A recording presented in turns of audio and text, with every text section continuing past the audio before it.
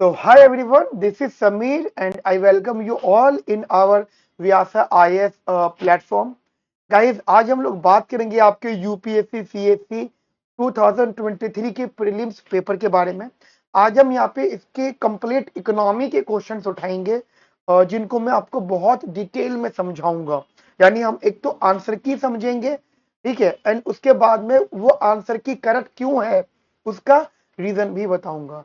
दोस्तों, आप में से काफी सारे ऐसे लोग हैं जो अपनी यूपीएससी प्रिपरेशन को लेके काफी ज्यादा सीरियस है और वो सिंसियर भी हैं।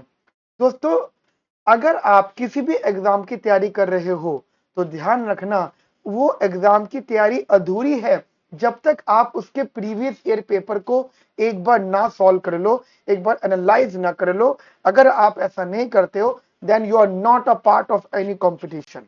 ये मेरा पर्सनल ओपिनियन है आप लोगों के लिए। एज एन मेंटोर मैं आपको सजेस्ट करूंगा कि आप कम से कम 3 से 5 सालों के प्रीलिम्स के पेपर, मतलब जो भी आप जो है प्रिपरेशन कर रहे हो, चाहे वो प्रीलिम्स हो चाहे वो मेंस हो, आप कम से कम 3 से 5 सालों के प्रीवियस ईयर पेपर्स को एनालाइज जरूर करो।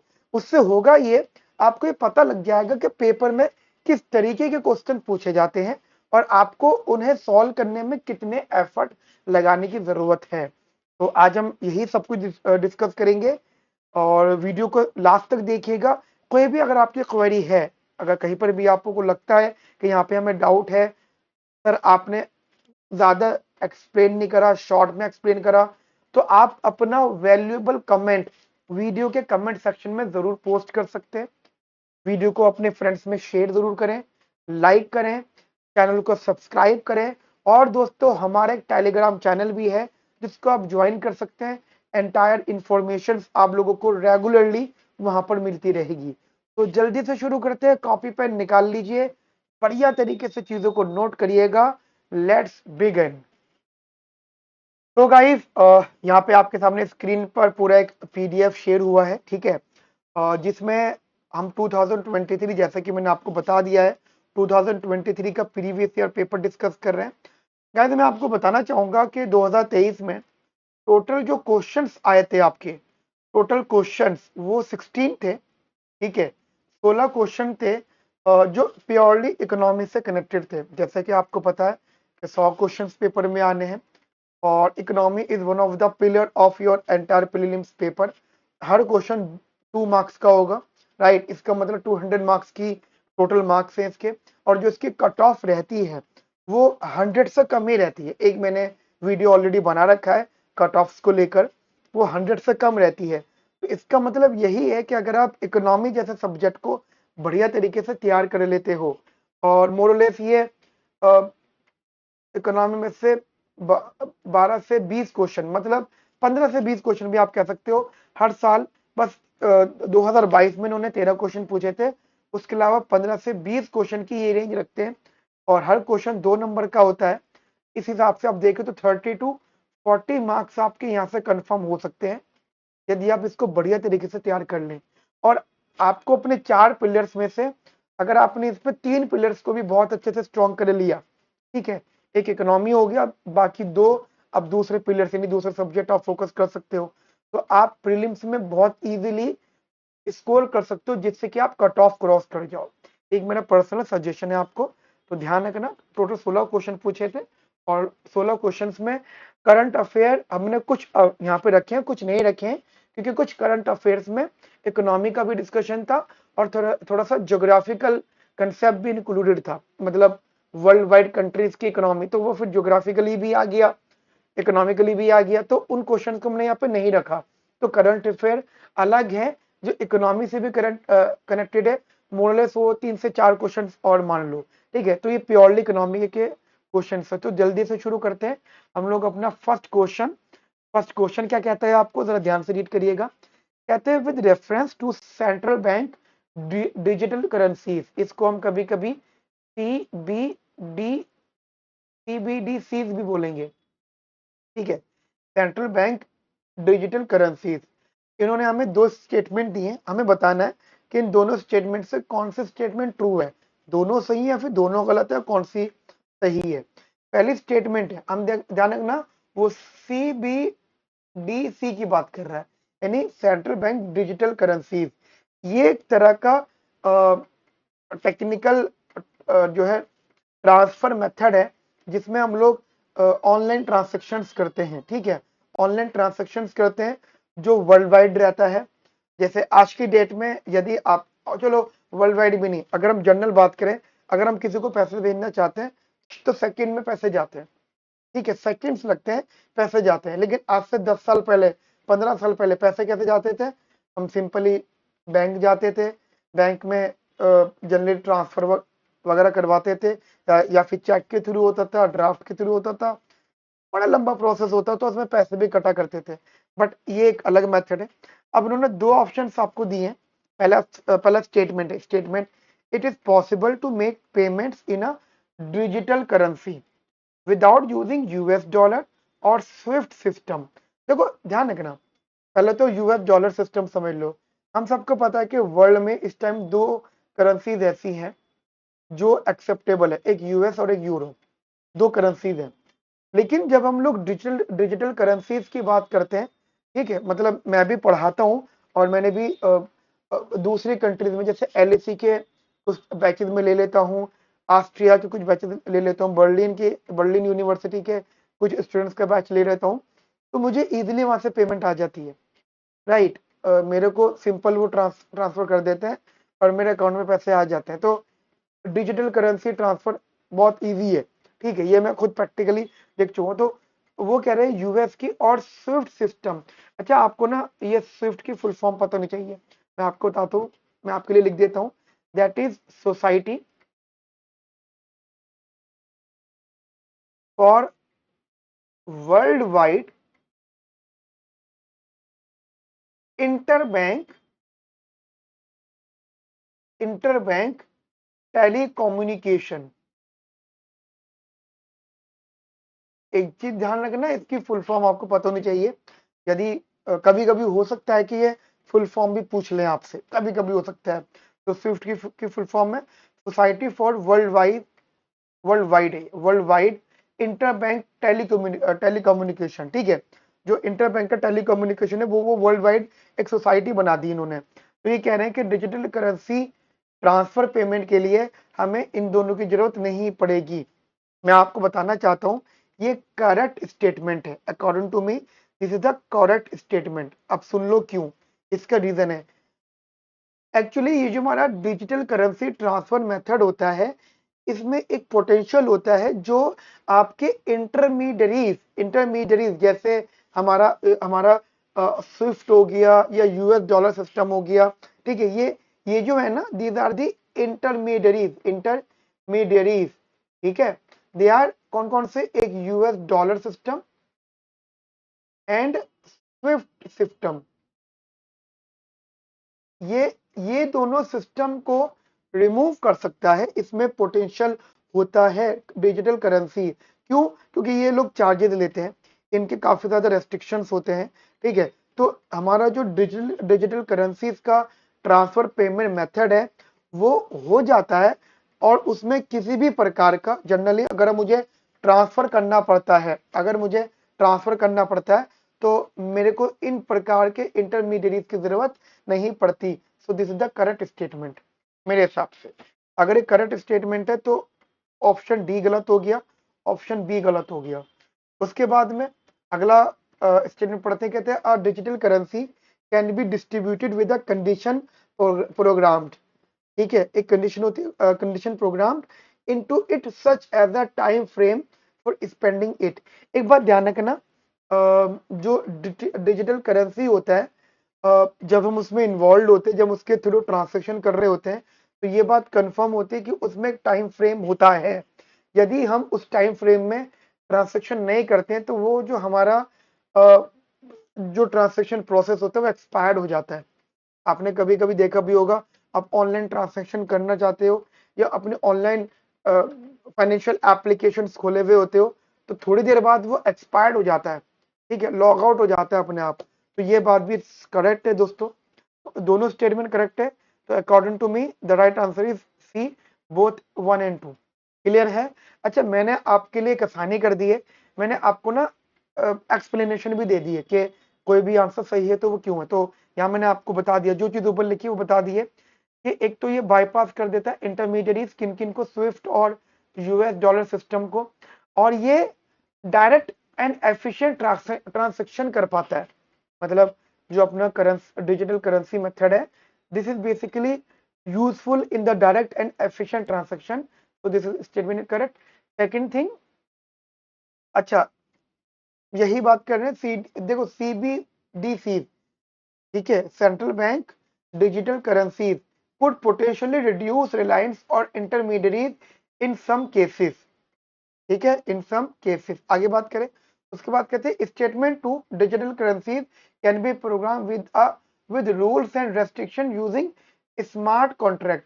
देखो जो भी हम डिजिटल करेंसीज कर रहे होते हैं ना, इनमें रूल्स एंड रेस्ट्रिक्शंस होते हैं, एक कॉन्ट्रैक्ट होता है। और कॉन्ट्रैक्ट क्या होता है कि आप जैसे जैसा आपका जो कॉन्ट्रैक्ट है, एक कॉन्ट्रैक्ट लिखा होना चाहिए, दैट इज दीज कॉन्ट्रैक्ट, ये कॉन्ट्रैक्ट लिखा होना चाहिए।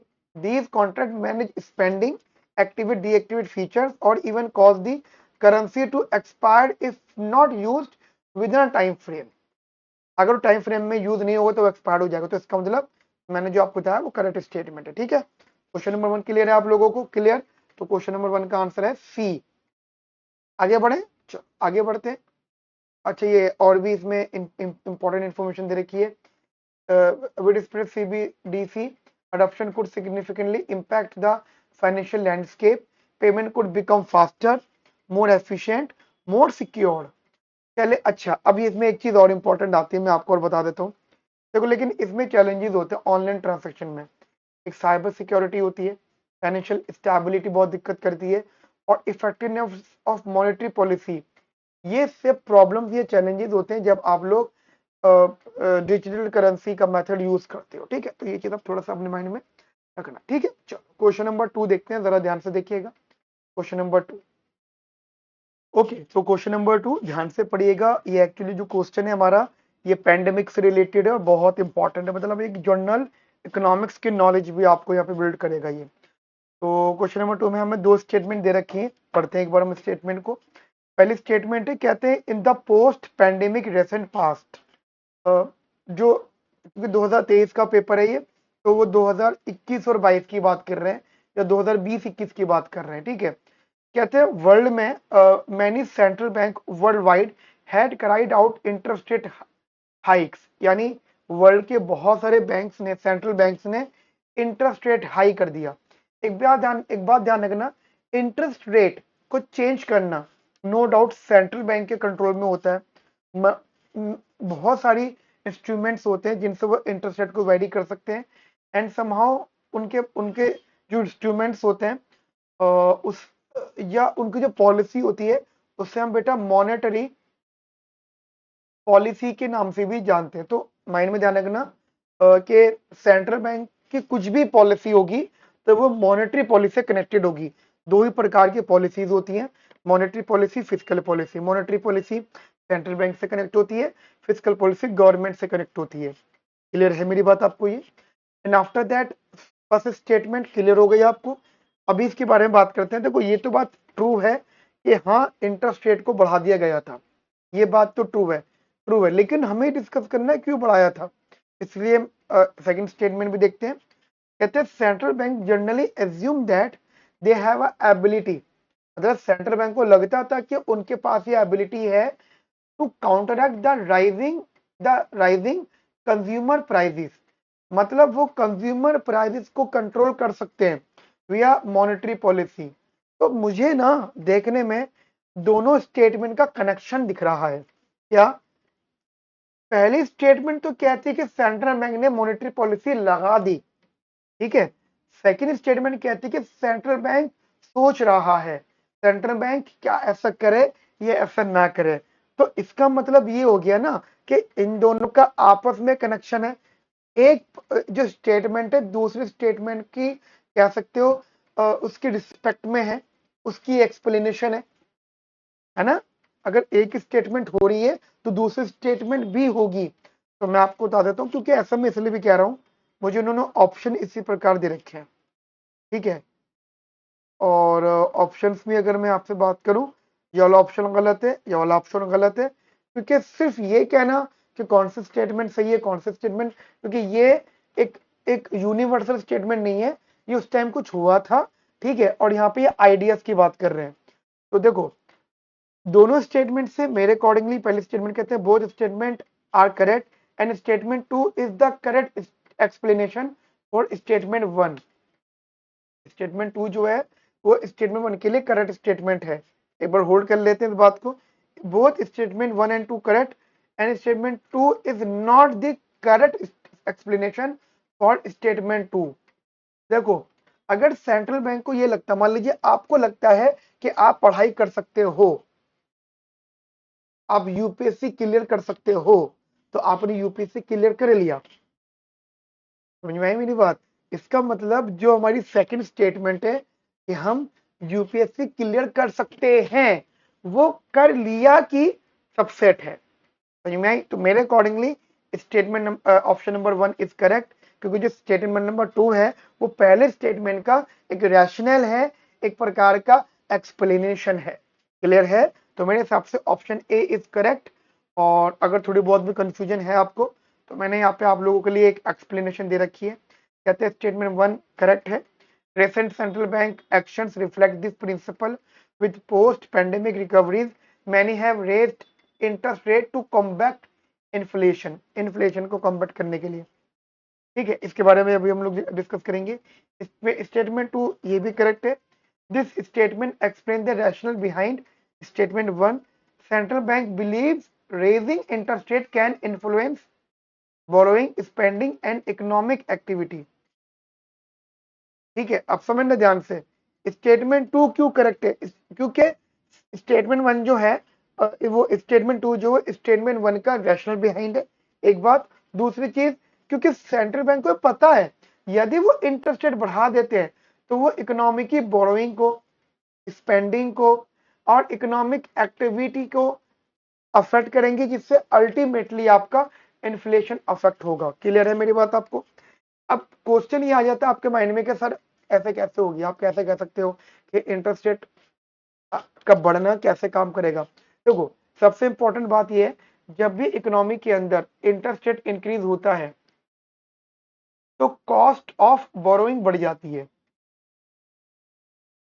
लिख लेना इस बात को। और जब कॉस्ट ऑफ बोरोइंग बढ़ती है तो डिमांड फॉर बोरोइंग बेसिकली कम होने लग जाता है, डिमांड फॉर दी बोरोइंग। और जब डिमांड फॉर दी बोरोइंग कम होता है तो ऑटोमेटिकली लोगों की परचेजिंग पावर खत्म होती है, कम होती है। और जब परचेजिंग पावर कम होती है ना दोस्तों लोगों की, तो ध्यान रखना लोगों की डिमांड फॉर गुड्स कम होता है, जिसकी वजह से प्राइसेस ऑटोमेटिकली कम होने लग जाते हैं। समझ में आ गई मेरी बात? अच्छा, तो ये चीज आप ध्यान रखना, यहाँ मैंने आपको ये चीज बता दी है। लेकिन इससे अच्छी बात ये नहीं है, क्योंकि ओवरऑल स्पेंडिंग कम कर देंगे तो इकोनॉमी की ग्रोथ कम होगी। और ऐसा हुआ भी था, ऐसा हुआ भी था कि इकोनॉमी की जो ग्रोथ है वो कम हो गई थी। हमने अपना एक्सेसिव इन्फ्लेशन को तो कंट्रोल कर लिया था, but we face a very big downfall in the economy. ठीक है, तो ये चीज थोड़ी सी ध्यान रखना। स्टेटमेंट ऑप्शन करेक्ट आंसर हमारा ए है। और आपको ना इनके रीजंस एक्सप्लेनेशन भी दोस्तों मालूम होनी चाहिए। क्लियर? आगे बढ़े क्वेश्चन नंबर 3 की तरफ। क्वेश्चन नंबर 3 को देखते हैं हम लोग यहाँ पर। ये इजी है, बहुत आसान है। ठीक है, अब क्वेश्चन नंबर 3 बड़ा इंटरेस्टिंग है। देखो क्वेश्चन नंबर 3 को जरा ध्यान से पढ़ना। कहते हैं the following activities of the Reserve Bank of India RBI is considered to be the part of sterilization. Okay दोस्तों, मैं आपको बताना चाहता हूँ ये जो वर्ड है स्टेरिलाइजेशन, इसका सीधा सीधा कनेक्शन इंटरनेशनल इकोनॉमिक्स से है। ठीक है, इसका सीधा सीधा कनेक्शन जो है वो इंटरनेशनल इकोनॉमिक्स से है। अगर आप में से कुछ भी लोग इकोनॉमिक्स ऑप्शनल पढ़ रहे हैं तो उनके सिलेबस में इंटरनेशनल ट्रेड या इंटरनेशनल इकोनॉमिक्स आएगा। एक बुक हम पढ़ते हैं जिसका नाम है क्रुगमैन, पॉल क्रुगमैन। एक और है साल्वाटोर। ठीक है, इन बुक्स में स्टेरिलाइजेशन से रिलेटेड बहुत अच्छा खासा कंसेप्ट है। एक्चुअली में होता क्या है, ये इंटरनेशनल ट्रेड में जो इंटरनेशनल ट्रेड में कनेक्टेड है।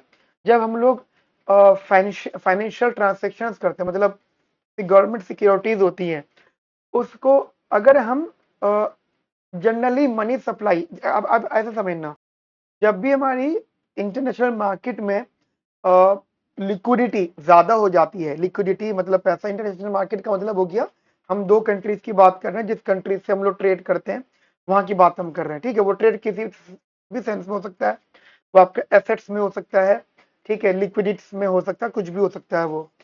अब मान लीजिए हम लोग ट्रांजेक्शन कर रहे हैं, ट्रेड कर रहे हैं, और सामने वाली कंट्री के पास ज्यादा मनी सप्लाई है, ठीक है, लिक्विडिटी ज्यादा है, तो हम लोग क्या करेंगे, उनको गवर्नमेंट सिक्योरिटीज बेसिकली सेल कर देंगे। और जब हम उन्हें गवर्नमेंट सिक्योरिटीज सेल करेंगे तो वो उसके रिटर्न में पैसा देंगे, ठीक है। तो जो वो पैसा देंगे तो मार्केट में, आप उसे इंटरनेशनल मार्केट कह सकते हो, वहां पे जो भी लिक्विडिटी है वो थोड़ी सी कम हो जाएगी। तो sterilization is the method to mopping up the excess liquidity. It is a method to mopping up a excess liquidity, and whenever we involved, मतलब हम ये कहेंगे to sell the government securities. Clear है? तो एक तो विद्या को बेसिक सा कंसेप्ट समझाया मैंने। अब पहले ना हम चारों ऑप्शन में से ये क्लियर देख लेते हैं कौन सा ऑप्शन गलत है। पहला गलत देखते हैं, जैसे ऑप्शन नंबर डी से शुरू करते हैं। कहते हैं regulating the functions of non banking financial institutions. ये नहीं है, ये एक्चुअली गवर्नमेंट इन्वॉल्व होगी, और तो कहीं ना कहीं यहाँ पे बैंकिंग सिस्टम भी इन्वॉल्व होता है। तो this is not the correct statement. फिर कहते हैं depth and cash management for the central and state government, बिल्कुल गलत है। एक ही कंट्री में स्टेट एंड सेंट्रल बैंक का आपस का कोई भी यहाँ पे लेने देने नहीं है, ठीक है। एंड उसके बाद में oversight of settlement and payment system, ये हो सकता है, लेकिन इन्होंने कुछ भी नाम नहीं दिया है, ये पेमेंट सिस्टम या सेटलमेंट के लिए नहीं होता, तो ये भी गलत है। Right answer is conducting open market operation. मैं आपको बताना चाहता हूँ, स्टेरिलाइजेशन में ओपन मार्केट ऑपरेशंस की इन्वॉल्वमेंट होती है। आपकी आसानी के लिए मैंने यहाँ पे एक्सप्लेनेशन भी दे रखी है, यदि आप इन्हें रीड करते तो आपको शायद क्लियर हो जाएंगी चीजें। देखो, स्टेरिलाइजेशन जो होता है एक प्रकार का एक्शन होता है taken by the RBI to neutralize the impact of foreign exchange intervention on the domestic money supply. मैंने बताया ना, इंटरनेशनल मार्केट में उन लोगों के पास ज्यादा पैसा है तो वो इंटरवेंट करेंगे हमारी डोमेस्टिक मनी सप्लाई मार्केट में। तो फिर हम यहाँ पे क्या करते हैं, आरबीआई ओएमओ यूज करता है। मान लीजिए उन्होंने इंटरवेंट कर लिया, उन्होंने ओएमओ यानी ओपन मार्केट ऑपरेशन यूज करती है। It is a tool to use by the RBI to manage liquidity by buying और सेलिंग द सिक्योरिटी। मतलब मान लो मार्केट में ज्यादा पैसा है तो वो सेल करेंगे, पैसा रिटर्न मिलेगा, कम पैसा तो बाय करेंगे तो उससे पैसा जाएगा। यानी आप समझना, अगर गवर्नमेंट सिक्योरिटीज बाय की जाती है तो मनी सप्लाई इंक्रीज होता है, गवर्नमेंट सिक्योरिटीज सेल करी जाती है तो गवर्नमेंट तो मनी सप्लाई रिड्यूस किया जाता है, रिड्यूस होता है। अब यहाँ पे स्टेरिलाइजेशन और ओएमओ का क्या जनरली कंसेप्ट है, देखो आरबीआई क्या करता है, फॉरेन करेंसी को बाय करता है, जिससे नॉर्मली अनइंटेंशनली, मतलब उसका मन नहीं होता है ऐसा, बट मनी सप्लाई हमारी इकोनॉमी में इंक्रीज हो जाता है अगर फॉरेन करेंसी बढ़ता है हमारी इकोनॉमी में, ठीक है। अब स्टेरिलाइजेशन इन्वॉल्व होता है whenever central bank selling the government securities in the open market. Open market में अगर वो गवर्नमेंट सिक्योरिटीज को सेल करता है तो उससे होता है कि क्या है, तो जो भी हमारा एक्सेस लिक्विडिटी है वो सब के सब वेनिश्ड हो जाता है, मतलब वो सब का सब खत्म हो जाता है, ठीक है। तो ये चीज ध्यान रखना, ओपन मार्केट ऑपरेशन का इसमें इन्वॉल्वमेंट है। फिर एक छोटा सा concept, why it is this important. Sterilization helps the RBI maintain control over the money supply and prevent unwanted fluctuation. जितने भी अनवांटेड फ्लक्चुएशन होते हैं उन्हें कंट्रोल करता है, मनी सप्लाई पे कंट्रोल करता है, और वो प्राइस स्टेबिलिटी में कंट्रीब्यूशन देता है, जिससे कि हमारी ओवरऑल इकोनॉमिक एक्टिविटी जो है स्टेबलाइज्ड होती है, ठीक है। तो ये तो मैंने जनरली स्टेटमेंट दे दिए, कुछ एक्सप्लेनेशन दे दिए, बट यहाँ पर जो राइट आंसर है इसका फर्स्ट ए इसका राइट आंसर है। क्लियर है मेरी बात आपको दोस्तों? आगे बढ़े तो अब क्वेश्चन नंबर 4 की तरफ चलते हैं, जरा ध्यान से देखिएगा। क्वेश्चन नंबर 4 या हियर इज इट। तो क्वेश्चन नंबर 4 जरा ध्यान से देखना, कहते हैं दो स्टेटमेंट दे रखी हैं। और स्टेटमेंट नंबर 1 है that is Switzerland is one of the leading exporter of the gold in terms of value. ये स्विट्जरलैंड से रिलेटेड है। मतलब लीडिंग लीडिंग एक्सपोर्टर मतलब टॉप रैंक एक्सपोर्टर है गोल्ड का, पहली इंफॉर्मेशन। दूसरा स्टेटमेंट है Switzerland has the second largest gold reserves in the world. अब देखो एक चीज ध्यान रखना, जैसे इन्होंने आपको क्वेश्चन दिया है, ये कुछ नहीं है, ये आपके जो डेटा है ना, ये सिंपल डेटा से कनेक्टेड है। मे बी जो है हमारे 2022 और 23 के गैप में स्विट्जरलैंड का जो गोल्ड रिजर्व्स है और एक्सपोर्ट्स ऑफ गोल्ड है, ये न्यूज में रहा होगा, तभी उन्होंने क्वेश्चन पूछा, और ये करंट अफेयर में डेफिनेटली ये रहा होगा। ठीक है, अब इसके आंसर को बताने के लिए मैं आपको बता देता हूँ, फर्स्ट ऑफ ऑल जितनी मुझे अभी तक की नॉलेज है कि गोल्ड जो है वो नंबर 1 रैंकिंग पे तो ये है। I am talking about 2023 exam pattern. अब आप अगर 2025 में देख रहे हो वीडियो तो हो सकता है तब बदल गया हो, तो आप तब का डेटा देख लीजिएगा। लेकिन अगर मैं इस क्वेश्चन की बात करूं तो 2023 के एग्जाम पॉइंट ऑफ व्यू से ये करेक्ट आंसर है। ठीक है, दूसरी चीज Switzerland has the second largest gold reserve, ये गलत है, तो मतलब ये स्टेटमेंट ट्रू है और ये स्टेटमेंट रॉन्ग है। मेरे accordingly statement number 1 is correct, second is incorrect, तो the right answer is C. मैंने आपकी आसानी के लिए यहाँ पे टेबल्स दिए हैं। ठीक है, ये जो मैंने दिए table that is the export gold exporter है इन वर्ल्ड। ठीक है, वर्ल्ड में गोल्ड एक्सपोर्टर जिसमें नंबर 1 नाम आता है यहाँ पे स्विट्जरलैंड का। Export value that is $86,700। ठीक है, ये सबसे ज्यादा स्विट्जरलैंड का है।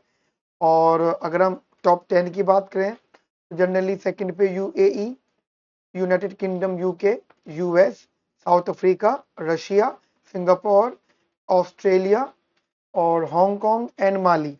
ठीक है, सो ये टॉप रैंक जो है गोल्ड एक्सपोर्टर्स, तो ये हैं। ठीक है, इंडियन में नहीं आता। ठीक है, तो इंडिया की अगर रैंकिंग आपको देखनी तो वो 93rd जो है नंबर पे आता है, और जो डॉलर अमाउंट है वो अराउंड $124, $124 ये उनकी एक्सपोर्टिंग वैल्यू है। ठीक है, तो ये एक डेटा है, ध्यान रखना इस डेटा को, थोड़ा सा इंपॉर्टेंट है। सेकंड अगर मैं बात करता हूँ, ये सेकंड डेटा वो है रिजर्व के लिए, गोल्ड रिजर्व।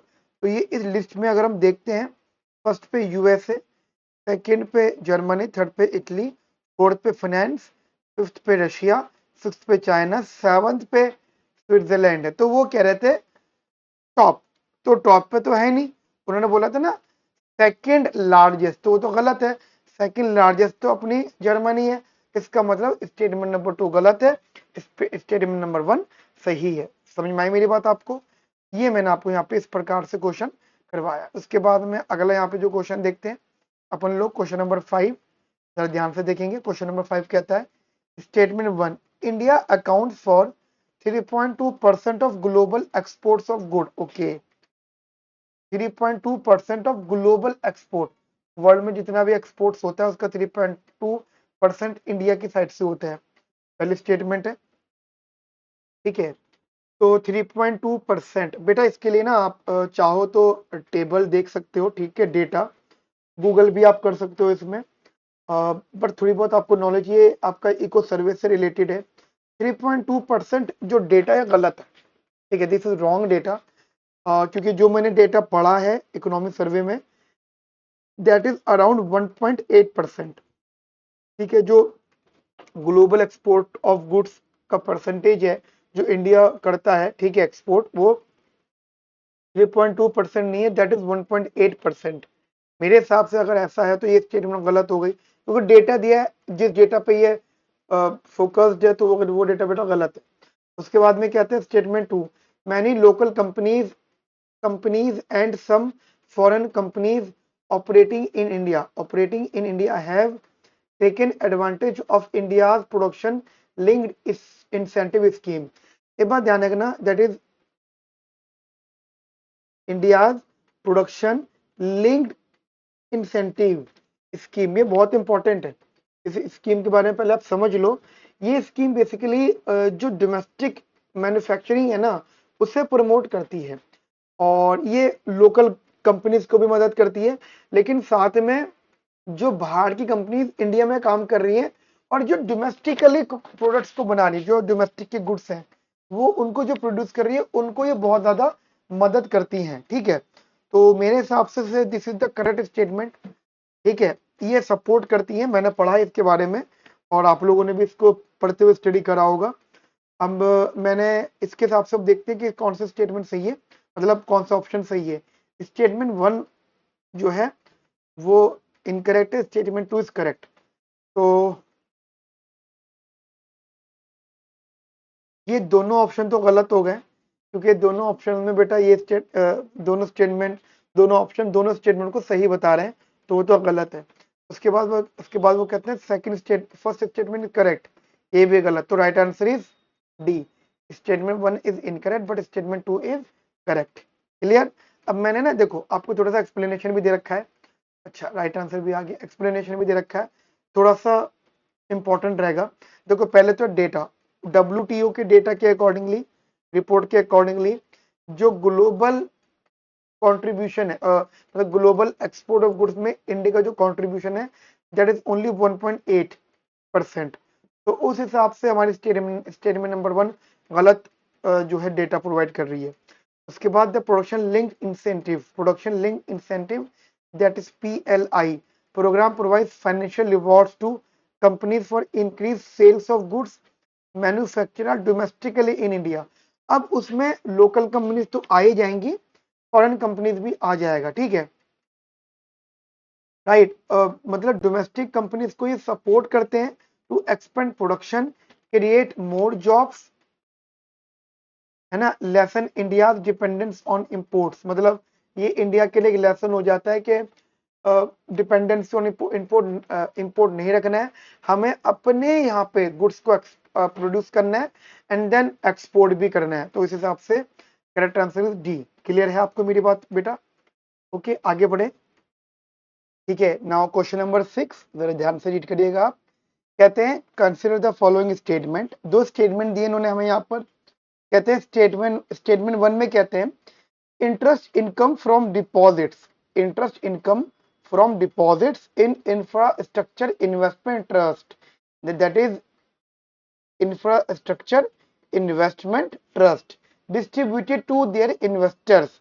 जो भी इंटरेस्ट इनकम डिपॉजिट होती है इंफ्रास्ट्रक्चर इन्वेस्टमेंट ट्रस्ट में, वो अपने इन्वेस्टर्स को जो जो इंटरेस्ट इनकम देते हैं वो एग्जेम्प्टेड होती है फ्रॉम टैक्स से। ठीक है, but the dividend is taxable, एक तो ये स्टेटमेंट दिए इन्होंने, और सेकंड स्टेटमेंट है हमारे पास। चलो पहले फर्स्ट स्टेटमेंट की बात कर लेते हैं। देखो बेटा, एक बजट है 2023-24 का। ठीक है, 2023 एंड 24, ये जो बजट है इसके अंदर ये बताया गया था कि जो हमारी इंफ्रास्ट्रक्चर इन्वेस्टमेंट ट्रस्ट होते हैं, इनमें कौन कौन सी इनकम पे या कौन कौन से अमाउंट पे टैक्स लगेगा और कौन कौन से पे टैक्स नहीं लगेगा। ठीक है, तो मैं आप लोगों को बताना चाहता हूं कि 2023-24 के बजट में जितनी भी इनकम होगी या जितने भी हमारे पास में डिस्ट्रीब्यूशन होंगे, वो सब के सब टैक्सेबल हो जाएंगे। उनमें कौन कौन से आ जाते हैं? उनमें एक इंटरेस्ट इनकम आ जाती है, उनमें डिविडेंड भी आ जाते हैं, उनमें रेंटल इनकम भी आ जाएगा। तो जितने भी प्रकार की इनकम से जितने प्रकार के डिस्ट्रीब्यूशन होंगे बेटा, वो सबके सब टैक्सेबल हो जाएंगे। उस हिसाब से ये स्टेटमेंट इनकरेक्ट है। मैं भी आपको एक्सप्लेनेशन भी दूंगा, पहले आप जनरली समझिएगा। ये गलत स्टेटमेंट है क्योंकि बजट जो 2023-24 का जो बजट है उसके अंदर ये बताया गया है कि एक तो रेंटल इनकम, एक डिविडेंड वाला, ठीक है, डिविडेंड इनकम, और एक आपका इंटरेस्ट इनकम, ये सबके सब बेटा टैक्सेबल होंगे। क्लियर? तो ये स्टेटमेंट गलत है। सेकंड स्टेटमेंट क्या है? सेकंड स्टेटमेंट है अपने पास में, that is infrastructure investment trusts are recognized as borrowers under the securitization and reconstruction of financial assets and enforcement of security interest act 2002। देखो बेटा, ये इतना बड़ा जो नाम दिया है ना, इसके एक्ट के अकॉर्डिंगली जो इंफ्रास्ट्रक्चर इन्वेस्टमेंट ट्रस्ट होता है वो बेटा एक प्रकार से बोरोवर के तौर पर रिकॉग्नाइज्ड है। ये बात ट्रू है, ये बात सच है, ठीक है। तो ये स्टेटमेंट बेटा ट्रू है। अब इसका मतलब क्या, first incorrect second correct, that means what, first incorrect second correct, तो आंसर डी सही हो गया। अब आपको थोड़ी बहुत कंफ्यूजन हो रही होगी, सर आपने ऐसे कैसे उसको सही बोल दिया, उससे गलत बोल दिया। तो जो मैंने हिंट दिया वो तो ठीक है, बट मैंने आपको यहाँ पे एक्सप्लेनेशन भी दी है, जरा ध्यान से देखना। देखो अगर मैं बात करूं 2022 तक की बजट की, टिल बजट 2022, 2022 तक के बजट की, तो उस टाइमिंग में सिर्फ only only dividend income was D taxable, ठीक है, डिविडेंड इनकम वॉज टैक्सेबल, सिर्फ डिविडेंड इनकम ही टैक्सेबल हुआ करती थी। लेकिन उसके बाद में 2023-24 के बजट के बाद में जितने भी डिस्ट्रीब्यूशन होंगे सबके सब बेटा टैक्सेबल होंगे। इसका मतलब पहली स्टेटमेंट इनकरेक्ट थी, मतलब ये सही है और जो उन्होंने दे रखी है पेपर में वो गलत है। सेकंड स्टेटमेंट करेक्ट है, क्योंकि ये देखो ये कंसेप्ट है, ये तो आप स्टेटमेंट याद रखना, ये एक प्रकार का बोरोवर रिकॉग्नाइज्ड हो चुका है। और कब की बात कर रहे हैं, वो एक एक्ट जो 2002 में एक्ट बना था, ठीक है। इसको शॉर्ट फॉर्म में SARFAESI, that is SARFAESI, SARFAESI कहते हैं। ओके, अच्छा थोड़ा सा ना मैंने यहाँ पे और एक्सप्लेनेशन दी है कि 2023-24 के बजट में किस प्रकार बदलाव आए। एक तो इंटरेस्ट इनकम, एक डिविडेंड इनकम, डिविडेंड इनकम पहले भी थी, और रेंटल इनकम, इन सबको इंक्लूड किया गया है, ठीक है। और दूसरा इन ये जो टैक्स इम्प्लीकेशंस होती हैं इन्वेस्टर्स के लिए कैसी होती हैं, tax at marginal income tax rate, जो भी हमारे मार्जिनल इनकम टैक्स रेट होता है वो भी टैक्सेबल है। कैसे, हमने जो भी इंटरेस्ट अर्न करा या रेंटल इनकम अर्न करी वो टैक्स होगी किस बेस पर, अगर इन्वेस्टर एक इनकम स्लैब में आ रहा है, ध्यान रखना अप टू 30% तक फॉर द हाईएस्ट ब्रैकेट, अगर यहां तक है तो ही उसके ऊपर ये टैक्सेशन लगेंगे। Clear. Second statement dividend distribution tax, जिसे आप डीडीटी बोलते हो, जाने ना, इनका dividend income might still be subject to DDT at 15%, मतलब डिविडेंड डिस्ट्रीब्यूशन टैक्स, तो इस पे 15% का टैक्स लगता है। ये जो फैक्ट है ना बेटा, इनको थोड़ा सा याद रखना, ठीक है, पेपर पॉइंट से थोड़ा सा इंपॉर्टेंट है। सही में आ गई, तो D is the right answer. अगर आगे बात करें बेटा, तो अब क्वेश्चन नंबर 7 क्या कहता है आपसे, क्वेश्चन नंबर 7 है, कहते हैं consider the following markets, government bond market, ठीक है, ये थोड़ा सा ना मैक्रो इकोनॉमिक्स से कनेक्टेड हो रहा है। Call money market, treasury bill market और स्टॉक मार्केट। अब वो कहते हैं इनमें से कौन सी वो मार्केट है जो कैपिटल मार्केट में इंक्लूड होंगी, ठीक है, कौन सी वो मार्केट है जो कैपिटल मार्केट में इंक्लूड होंगी, ठीक है। अब मैं आपको एक बात बताना चाहता हूँ, यहाँ पे इन्होंने 4 ऑप्शन दिए हैं। देखो 2 प्रकार की मार्केट होती है अपने पास, ठीक है, we have basically 2 types of market. Number 1 is capital market, एक आपकी होती है कैपिटल मार्केट और एक आपकी होती है मनी मार्केट, ठीक है बेटा। We have 2 types of market, one is capital market, other one is the money market. तो मैं आपको बताना चाहता हूं, एक तो आपका ट्रेजरी बिल मार्केट और आपकी कॉल मनी मार्केट, ये जो दोनों होती हैं ये बेटा आपकी मनी मार्केट का पार्ट होता है, और गवर्नमेंट बॉन्ड मार्केट ये आपका कैपिटल मार्केट होता है, स्टॉक मार्केट ये भी आपका कैपिटल मार्केट होता है, ठीक है। तो इसका मतलब government bond market 1 and 4th stock market are the only market जो कैपिटल मार्केट का पार्ट है। इसका मतलब राइट आंसर इज बी। आप देखो यहाँ पे उन्होंने ऐसे कह दिया कि गिनती बताओ, लेकिन ध्यान रखना only 1 and 4 are the part of capital market. Clear है मेरी बात आपको बेटा ये, चलिए उस हिसाब से अपना बी जो है करेक्ट आंसर है। और देखो इसमें एक्सप्लेनेशन की जरूरत नहीं है, वो जो मैंने बता दिया वहां पे यही एक्सप्लेनेशन हो गई, ठीक है। अच्छा, अब इसमें अगला क्वेश्चन पढ़ते हैं हम लोग, यहाँ पे जरा ध्यान से देखिएगा, ठीक है। ठीक है बेटा, अब क्वेश्चन नंबर 8 जरा ध्यान से देखना। वो कहते हैं द टर्म बीटा, बेटा या बीटा भी आप कह सकते हो, रेफर्स टू, कहते हैं the process of simultaneous buying and selling of an asset from different platforms. क्या ये इसका मतलब पता है क्या है? इन्होंने ना आपको चार, एक बीटा की डेफिनेशन पूछ रहे हैं, आपको 4 ऑप्शन दिए हैं, पूछ रहे हैं कौन से इनमें से कौन सा ऑप्शन करेक्ट है। चलो मैं आपको बता देता हूँ, ये जो पहला वाला ऑप्शन दिया है ना उन्होंने, the process of simultaneous buying and selling of an asset from different platform, this is not beta, it is known as the arbitrage. Arbitrage बेटा, ये आर्बिट्राज कहते हैं इसे, ठीक है, इसे बेसिकली आर्बिट्राज बोलते हैं। तो दिस इज रॉन्ग, ये आंसर नहीं है इसका।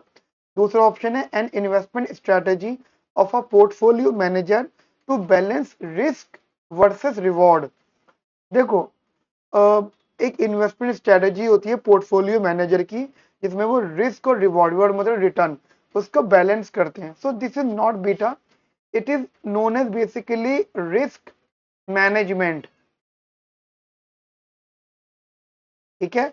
It is not basically a beta, it is known as risk management. तो ये भी आंसर क्वेश्चन के हिसाब से गलत है। उसके बाद वो कहते हैं आ type of systematic risk that arises where perfect hedging is not possible। ध्यान रखना, a type of systematic risk, ये systematic risk होता है that arises where perfect hedging is not possible, this is not known as beta, it is known as market risk। ये market risk को कहते हैं। Market risk is a type of systematic risk जो arise होता है जब वहां पे परफेक्ट हेजिंग पॉसिबल नहीं होती। उस हिसाब से ऑप्शन सी भी गलत। एंड अगर हम डी ऑप्शन को देखते हैं तो डी ऑप्शन है it is a numeric value that measures the fluctuations of a stock to changes in the overall stock of market.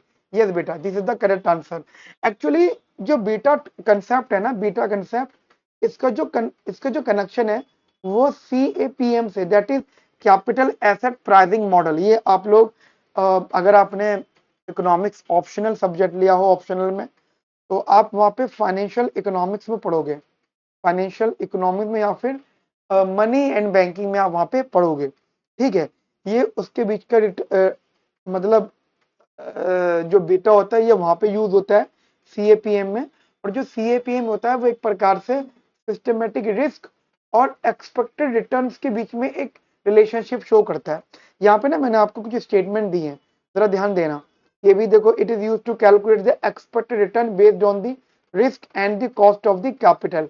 It provide the investor only an estimate of how much risk the stock will add up to the portfolio.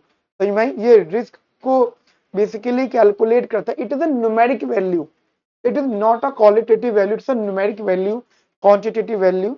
It measures the expected change in a stock relative to movement in the market, ठीक है। तो generally it's a numeric value, जो ये option कह रहे हैं ना, ये न्यूमेरिक वैल्यू है। तो right answer is D. Clear है मेरी बात आपको बेटा? नाउ क्वेश्चन नंबर 9 देख लेते हैं अपन लोग। यहाँ पे क्वेश्चन नंबर 9 कहता है 5 चीजें दी इन्होंने। कहते हैं क्वेश्चन नंबर 9 में demographic performance, forest and ecology, governance reforms, stable government, tax and physical efforts, ये 5 चीजें दी हैं। फिर वो कहते हैं for the horizontal tax devolution the 15th finance commission. Okay, ये बेटा आपके फाइनेंस कमीशन से इंपॉर्टेंट है, पेपर पॉइंट है, ठीक है। The 15th finance commission used how many of the above as criteria other than population area, income distance, ठीक है। मतलब हॉरिजॉन्टल टैक्स डिवोल्यूशन में जो आपका 15th फाइनेंस कमीशन है, used how many of the above, इनमें से कितने ऐसी वैल्यूज हैं जो यूज किए जाते हैं age criteria other than population area, income distance, ठीक है। चलो एक बार बात कर लेते हैं इसके अंदर भी। और किसकी बात कर रहे हैं? हॉरिजॉन्टल टैक्स डेवोल्यूशन की, ठीक है। ठीक है, तो मैं एक काम करता हूं, एक टेबल मैंने आपके लिए यहां से निकाली है, 15 फाइनेंस कमीशन में से जो भी चीजें इसमें हॉरिजॉन्टल डिवोल्यूशन में आ रही हैं, ठीक है, जो भी यहाँ पे income population area income distance के अलावा जो भी आ रही हैं तो आपको यहाँ पे दिख जाएंगी। तो बेटा यहाँ पे 15 फाइनेंस कमीशन जो 2020 टू 21 के लिए था, फिर 21 टू 26 के लिए था, जो भी 15 फाइनेंस कमीशन चल रहा है, तो उसके अकॉर्डिंगली बेटा यहाँ पे ये सब चीजें हैं, ठीक है। तो पॉपुलेशन कौन कौन सा अपने पास उन्होंने बोला था, population area income, population area that is population, ये actually population area and income distance, तो ये 1 2 3, बाकी आपको और देखने इसके अंदर तो वो देख लीजिए, देख लेते हैं एक बार। पॉपुलेशन आ गया, दोनों आ गए, यानी दोनों आ गए, एरिया आ गया, ठीक है। अगर हम उसके हिसाब से चलें तो आपको यहाँ पे फॉरेस्ट एंड इकोलॉजी दिख रहा है, फॉरेस्ट एंड इकोलॉजी दिख रहा है, ये रहा फॉरेस्ट एंड इकोलॉजी, ये वहां पे हमें दिख रहा है, ठीक है। और उसके हिसाब से अगर हम देखते हैं इनकम डिस्टेंस तो हमारा जनरली वहां पर था, फिर हमें टैक्स एंड फिजिकल एफर्ट दिख रहा है, डेमोग्राफिक परफॉर्मेंस दिख रही, तो हमें कितने दिखे, एक ये दिखा है वहां के हिसाब से, एक ये दिखा है, एक ये दिखा है, तो ओनली जो हमें दिखे यहाँ पर सिर्फ 3 ऑप्शन दिखे हैं, कौन कौन से, एक डेमोग्राफी, एक फॉरेस्ट एंड इकोलॉजी और टैक्स एंड फिजिकल एफर्ट्स, ये 3 चीजें बेटा हमें यहाँ पे 15 फाइनेंस कमीशन में अभी दिखी है, तो उसके हिसाब से the answer is B only 3। Clear है।